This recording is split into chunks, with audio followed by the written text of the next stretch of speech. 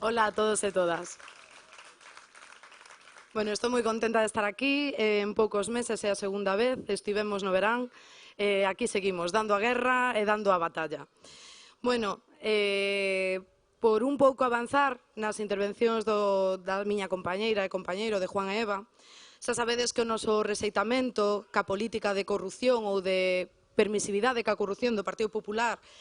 toda esa mala xestión que é o que os caracteriza, por moito que leven esa seriedade por bandeira, e esa falsa estabilidade, o noso rexeitamento é total. Bueno, decimos falsa estabilidade porque eles presumen e moita cidadanía pensa que son un goberno estable, pero realmente é estable para o 1% e para eles, porque para o 99%, para os que estamos do outro lado, o que nos provocaron é sufrimento e que vivamos moito peor que fai 4 anos. Entón, para ter un goberno tan estable é mellor que teñamos outra cousa, porque non necesitamos a súa estabilidade.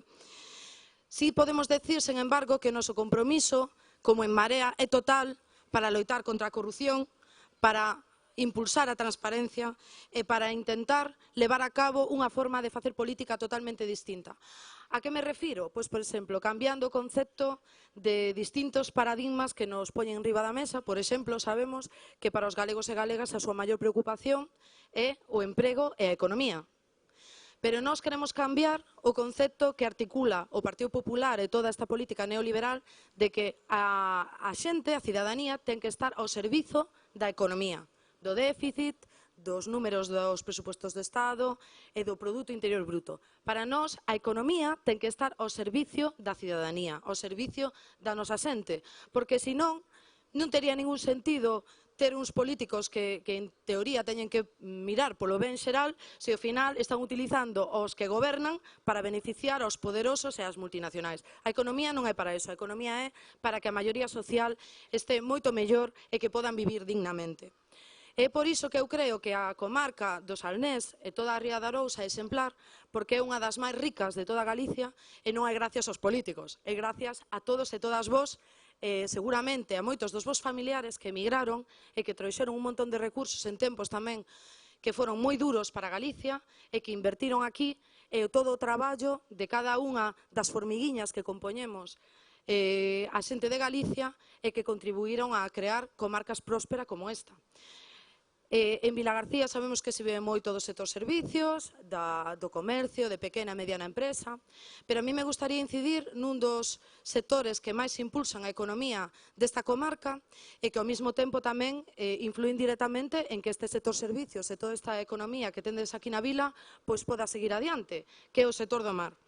E me gusta nomealo porque como o noso compromiso total é ca creación de emprego e ca economía, queremos desmontar como a mala xestión do Partido Popular, o seu desinterés e tamén a súa vontade de beneficiar aos poderosos está lastrando tanto os sectores primarios como os outros sectores básicos da economía, porque non é casualidade que a maior parte da cidadanía de Galicia viva na costa,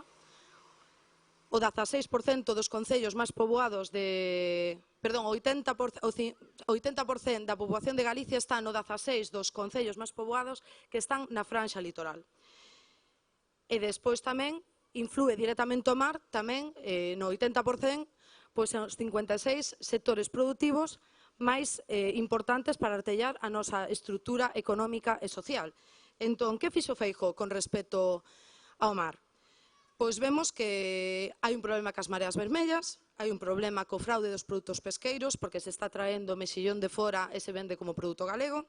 Hai un problema cun microorganismo, a martelia, que está hai sospeitas de que sexa que está matando os bancos de berberecho da Ría de Arousa e hai un saneamento moi deficitario das rías.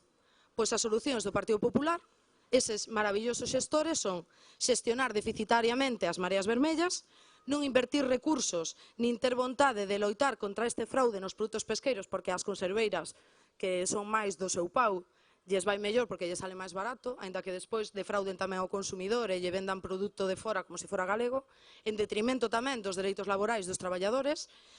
Non utilizan os cartos que lle dá a Unión Europea no que a Unión Europea lles presuposta que é en sanear e limpar as rías, os utilizan non se saben que, pero non en sanear as rías, e tamén retiran o investimento en investigación. Temos centros de investigación na universidade punteiros en investigación mariña con eminencias internacionais que podían porlle solucións xa dende aquí a todas estas problemáticas e, sin embargo, non fa nada desto. Pero eso si teñen unha medida estrela, o anteproxecto de lei de acuicultura, que o que provoca, máis que axudar a este sector do cal dependen 56 sectores máis,